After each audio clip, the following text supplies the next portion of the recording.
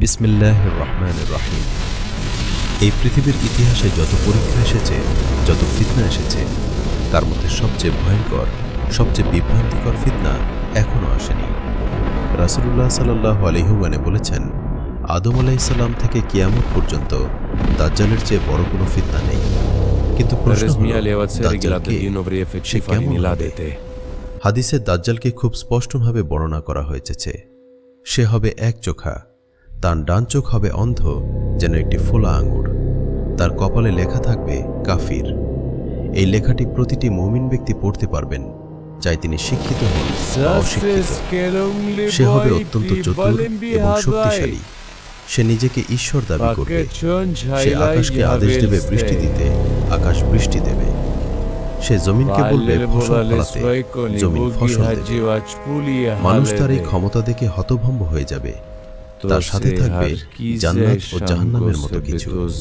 কিন্তু সাবধান, রাসূলুল্লাহ সাল্লাল্লাহু আলাইহি ওয়াসাল্লাম বলেছেন, তার যেটা জান্নাত সেটাই আসলে জাহান্নাম, আর তার জাহান্নামই হলো সুশীতল পানি বা জান্নাত। সে পৃথিবীতে অবস্থান করবে 40 দিন, কিন্তু প্রথম দিনটি হবে 1 বছরের সমান, দ্বিতীয় দিনটি 1 মাসের সমান এবং তৃতীয় দিনটি 1 সপ্তাহের সমান।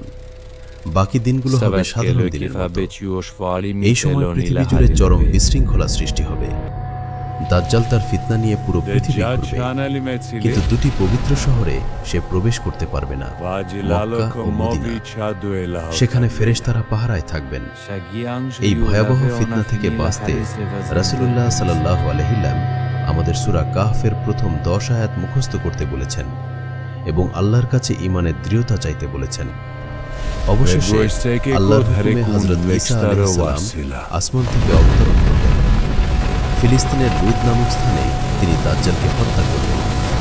সেই দিন মিথ্যা চিরতরে ধ্বংস হবে। দাজ্জাল কোনো গল্প নয়, সে আসবেই। সত্য আর মিথ্যার সেই চূড়ান্ত লড়াইয়ের জন্য আমরা কি প্রস্তুত?